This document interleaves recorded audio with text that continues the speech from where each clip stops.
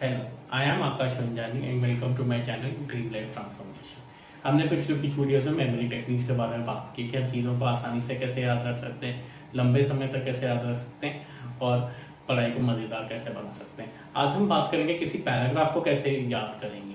हम पैराग्राफ को याद करने के बारे में बात करें इससे पहले हम कुछ एक बात समझते हैं, एक मेटाफर समझते हैं। अगर मैं आपसे ये कहूँ how to eat an elephant, तो आप आपका जवाब क्या होगा? मतलब मुझे पता है आप कैसे कई लोग वेजिटेरियन और एलिफेंट नहीं खाते, तो आप कैसे खाओगे अब एक एलिफेंट को? मतलब एक मेटाफर की तरह समझते हैं इसको, कोई बात नहीं। आप वेजिटेरियन है तो कोई बात नहीं, आप इसको मेटाफर की तरह समझ लें। चलो ठीक है, अगर मैं बात करूँ how to eat an elephant, तो क्या खाओ, कैसे खाओगे आप पहले उसकी पूंछ खाओगे, फिर उसकी टांगे खाओगे, मतलब आप बिट बाय बिट एक एलिफेंट को खाओगे। उसी तरीके से हमने पैराग्राफ को भी लर्न करना है बिट बाय बिट। जैसे आपको अगर एक चैप्टर लर्न करना है तो उसको भी आप बिट बाय बिट लर्न कीजिए, एक एक पैराग्राफ करके कीजिए, एक एक पॉइंट करके कीजिए, एक टॉपिक को भी लर्न करना, बहुत बड़ा टॉपिक है कोई बात नहीं, एक एक पैराग्राफ करके कीजिए। पैराग्राफ को भी कैसे तोड़ना है और उसको कैसे मतलब बिट बाय बिट लर्न करना है, ये भी हम सीखेंगे जब पैराग्राफ को हम माइंड मैप पे कन्वर्ट करेंगे। इससे होगा क्या, जब पैराग्राफ को माइंड मैप पे कन्वर्ट करते हैं, इससे दो चीजें होती हैं।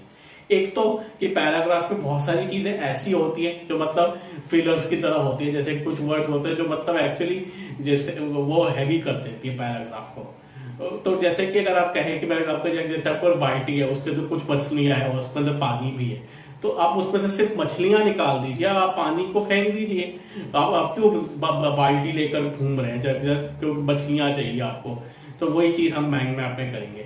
और दूसरी चीज, जैसे कि अगर आपके यहाँ पे स्टडी टेबल है जहाँ पे आप पढ़ाई करते हो, वहां पे टेबल पे बहुत छोटी सी टेबल पे बहुत सारी चीजें रखी हो, आपकी कॉपी भी रखी हो, आपके कागज भी रखे हो, पेंसिल वगैरह, तो आपको कितनी दिक्कत होती है ढूंढने में। वही चीज अगर मैं स्कैटर करके रख लूँ और उसमें से सिर्फ रेलिवेंट चीजें रख लूँ, जैसे कि अगर आपके टेबल पे बहुत सारी फालतू की चीजें भी पड़ी हुई हैं तो जो आपकी काम की नहीं है, तो उससे आपको कितनी डिफिकल्टी होगी। तो वही चीज है, पैराग्राफ में भी यही चीजें होती है।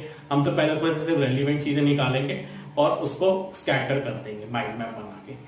तो चलो हम समझते हैं कि माइंड मैप बनाते कैसे। चलो ये पैराग्राफ आपको दिख रहा है, तो इसको हम याद करने का तरीका मैं आपको बताता हूँ। चलो अब हम देखते हैं इस पैराग्राफ को पढ़ते हैं। Akbar, known as Akbar the Great, was Mughal emperor from 1556 until his death. He was third ruler of Mughal dynasty in India. Akbar succeeded his father Humayun and expanded Mughal domains in India under Bairam Khan, a successful general. Akbar gradually enlarged Mughal empire and included all of the Indian subcontinent north of Godavari river. He had strong control over military, politics, culture, and economy. So soon he extended his rule over the entire country. चलो अब हमें इसको याद करना है, तो हम इसको समझते हैं। सबसे पहले जब भी किसी पैराग्राफ को आपको माइंड मैप पे कन्वर्ट करना, उसका सेंट्रल आइडिया निकालो कि उसका सेंट्रल आइडिया क्या है किसी भी पैराग्राफ का। हर पैराग्राफ का एक सेंट्रल आइडिया होता है। ये आप अगर पैराग्राफ को अच्छे से समझेंगे तो आपको निकाल पाएंगे। अगर आप वही रट्टू तो होता है या रोट लर्निंग करेंगे तो आपको सेंट्रल आइडिया नहीं मिलेगा। तो आपका तभी हमें इस टेक्निकल अंडरस्टैंडिंग बहुत जरूरी है। आप वाली पैराग्राफ को पढ़िए, हो सकता है आप 2-3 बार पढ़िए ताकि उसका सेंट्रल आइडिया निकाल सके। तो जब आपने तो अब मैं बताता हूँ कि आप माइंड मैप कैसे बनेगा। जैसे कि इस पैराग्राफ को पढ़ेंगे, जैसे तो इसमें क्या किसके बारे में बात की गई है, अकबर के बारे में, तो हम इसको अकबर को हम लिख देंगे सेंटर में। तो हमने जैसे अकबर को हमने लिख दिया सेंटर में क्योंकि ये पैराग्राफ का अकबर के बारे में। और इसको फिर हम पढ़ते हैं एक इंफॉर्मेशन को हम इसमें माइंड मैप में डालते हैं।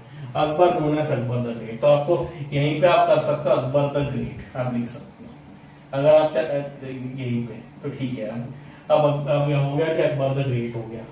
उसके बाद Mughal emperor, he was a Mughal emperor from 1556 until his death। तो इसमें क्या बताया गया, अकबर कब से कब तक था, 1556 से लेके था until death। तो आप ऐसे लिख सकते हैं। तो ये आप यहाँ लिख सकते हैं या कहीं और लिख सकते हैं, जैसे भी आपको ठीक लगे। तो ये 1556 until, तो इसको आप अकबर को 1556 ऐसे याद करना है कि हमने पिछली वीडियो में बात की हुई है कि दाल और लीची से किसे आप उसको याद रख सकते हैं। वो इस वीडियो का लिंक मैंने इस वीडियो की डिस्क्रिप्शन में दे रखा है, आप उसको देख सकते हैं। तो चलो अब हमने ये लिख दिया कि अकबर द ग्रेट 1556। इसको आप यहाँ पे आप गोला बना सकते हैं, स्क्वायर बना सकते हैं, चॉइस आपकी है। उसके बाद उसमें क्या क्या लिखा हुआ है, तो ये वाला थर्ड रूलर, तो यहाँ पे आप ये करते हैं कि मुगल डायनेस्टी यहाँ लिख सकते हैं। और उसका क्या था, ये ऐसे बना सकते हैं। ये थर्ड रूलर था मुगल डायनेस्टी का। तो इससे आपको ये क्लियर हो जाएगा कि Akbar the great third ruler of Mughal dynasty. तो इस तरीके से आपका माइंड मैप बन जाएगा। Akbar succeeded his father Humayun, तो किसको यहाँ पे आप लिख सकते हैं हुमायूं, और इसको इसने क्या किया, सक्सीड किया। आप यहाँ लिख सकते हैं सक्सीडेड, तो सक्सीडेड हिज फादर हुमायूं। तो इतनी इंफॉर्मेशन आ गई। तो अब देखते हैं expanded Mughal domains in India under Bairam Khan. तो इसमें क्या किया, इसमें यहाँ पे लिख सकते हैं expanded Mughal domains in India.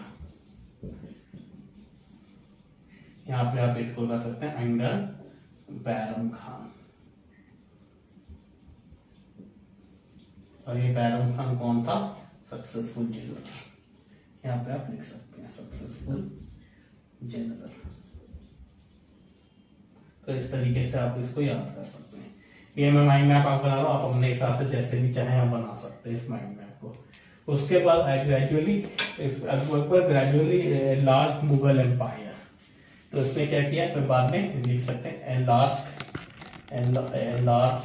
Mughal empire. उसके बाद इसके बाद यहाँ पे लिख सकते हैं included all of the Indian सब कॉन्टिनेंट। तो इस तरीके से आप बना सकते हैं। उसके बाद हम he had strong control over military politics। तो इसका क्या था, कंट्रोल यहाँ लिख सकते हैं। यहाँ पे आप बहुत सारे बना सकते हैं, जैसे मिलिट्री हो गया, मिलिट्री पॉलिटिक्स, कल्चर और इकोनॉमिक्स। सॉरी मेरे पास स्पेस नहीं है, इसलिए मैं मतलब बहुत कंजेस्टेड है, बट मुझे लगता है कि आपको क्लियर हो रहा होगा कि माइंड मैप कैसे बनाना है। और आजकल अगर आप चाहो तो आप एक सॉफ्टवेयर को यूज कर सकते हो देखने के लिए कि माइंड मैप कैसे बनता है। मतलब मैं रिकमेंड करूंगा आप सॉफ्टवेयर को मत यूज कीजिए माइंड मैप बनाने के लिए, आप अपने हाथों से बनाइए। क्योंकि जब आप अपने हाथों से बनाएंगे तो 50-60% उसी समय रजिस्टर हो जाएगा आपके माइंड में। तो इसीलिए आप हाथों से बनाए। पर आप देखने के लिए कि किसी पैराग्राफ को माइंड मैप पे कैसे बनाना है, वो एक सॉफ्टवेयर को यूज करके आप देख सकते हैं। तो अगर आप इसमें से आपको क्लियर हो गया हो तो सून ही एक्सटेंडेड हिज रूल। तो इसमें एक और चीज लिख देंगे, तो soon extended his rule to entire country. तो इस तरीके से हमारा माइंड मैप बनेगा। अब देखो कि हमने इस पैराग्राफ को कैसे इसको कन्वर्ट कर दिया। अगर आप ये देखेंगे तो ये से आपको ज्यादा क्लैरिटी मिलेगी या इसमें से आपको ज्यादा क्लैरिटी मिलेगी। आप चाहो तो इसको ये माइंड मैप बनाने के बाद आप आंख बंद करके विजुअलाइज कीजिए, ओ अकबर द ग्रेट, हाँ third ruler of Mughal dynasty, succeeded his father Humayun. उसके बाद expanded his rule over Mughal domains in India under किसके अंडर, बैरम खान।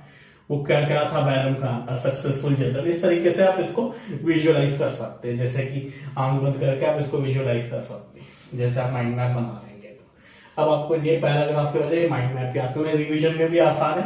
आपको पैराग्राफ खोल के देखने की जरूरत है, आप सीधा माइंड मैप को देख लीजिए। इस तरीके से आपको सब चीजें रिवाइज भी आसानी से हो जाएंगी। आप ये काम कर सकते हैं, जैसे कि आपको कोई टीचर आपको होमवर्क देती है क्वेश्चन और आंसर, टीचर को तो आप वैसे ही क्वेश्चन आंसर के फॉर्म में लिख दीजिएगा पैराग्राफ में, क्योंकि उसी में आपको होगा। नहीं तो अगर माइंड मैप बना के देंगे तो टीचर आपको बहुत सुनाएगी। तो मगर आप इसको एक और नोटबुक रख लीजिए अपने लिए, जिसमें आप माइंड मैप ड्रॉ कीजिए। जो भी टीचर क्वेश्चन बताती है इंपॉर्टेंट है, उसका आप माइंड मैप बना लीजिए दूसरे नोटबुक में। थोड़ा सा आपको एक्स्ट्रा वर्क करना पड़ेगा, पर इससे आपको बहुत आसानी होगी एग्जाम में। इसे मैं ये रिकमेंड करूंगा, आप एक एक्स्ट्रा नोटबुक रख लीजिए हर एक सब्जेक्ट के लिए, जिसपे आप माइंड मैप ऐसे ही ड्रॉ करेंगे। जो जो इंपॉर्टेंट टॉपिक्स है या इंपॉर्टेंट क्वेश्चन है, हर क्वेश्चन के लिए आप ऐसे माइंड मैप बना लीजिए। जैसे कि अगर मैं बात करूं पावर्स ऑफ प्रेसिडेंट के बारे में, तो उसमें भी आप ऐसे ही माइंड मैप बना सकते हैं। बीच में लिख देंगे पावर्स ऑफ प्रेसिडेंट, फिर उसकी किस क्या क्या पावर्स होती है। उसकी होती है एग्जीक्यूटिव पावर्स, जुडिशरी पावर्स, ऐसे ही आप उसके माइंड मैप बना सकते हैं प्रेसिडेंट की पावर्स के लिए भी। तो आप इसी टेक्निक को यूज कर सकते हैं, पहले बहुत आसान हो जाएगा। और अगर आपको इसमें भी याद करने में डिफिकल्टी होती है, जैसे कि आपको याद करना है कि कंट्रोल किस किस के ऊपर था, मिलिट्री, पॉलिटिक्स, इकोनॉमिक्स, इसके लिए आप स्टोरी बना सकते हैं। जैसे कि मैंने बात कर रखी है पहले स्टोरी लिंक मेथड की वीडियो आप देख सकते हैं। उस पूरे प्लेलिस्ट का लिंक मैंने इस वीडियो के डिस्क्रिप्शन में दे रखा है। स्टोरी लिंक मेथड यूज कर सकते हैं आप इसको याद करने के लिए, छोटी छोटी इन्फॉर्मेशन को याद करने के लिए आपकी नंबर कोडिंग सिस्टम यूज कर सकते हैं। जैसे कि अगर आपको ये याद नहीं रहता कि हुमायूं को सक्सीड किया था, आप अकबर और हुमायूं को किसी तरह से लिंक करके कोई स्टोरी बना दीजिए, वो सब हो सकता है इसके बाद। मगर सबसे पहले अगर पैराग्राफ से डायरेक्ट आप वो सब करने की कोशिश करेंगे तो आपको नहीं होगा, पहले आपको पैराग्राफ को तोड़ना पड़ेगा, फिर हम वो स्टोरीज वगैरह बना सकते हैं। तो आज की वीडियो के लिए मैं बस इतना ही कहना चाहूंगा, वरना ये वीडियो बहुत लेंथी हो जाएगी। अब मुझे उम्मीद है कि आपको बहुत आसानी होगी हर एक टॉपिक को याद करने में, हर एक चैप्टर को लर्न करने में। चैप्टर को भी ऐसी लर्न कीजिए एक एक पैराग्राफ करके, हर एक पैराग्राफ के लिए आप एक ऐसी माइंड मैप बना दीजिए, तो ऐसे आपके चैप्टर के लिए भी जैसी माइंड मैप्स हो जाएंगे, आपके लिए चैप्टर लर्न करना कितना आसान हो जाएगा। आप ये सोच के देखिए। अगली वीडियो में बात करूंगा कैसे आपको नोट्स बनाने वगैरह वगैरह।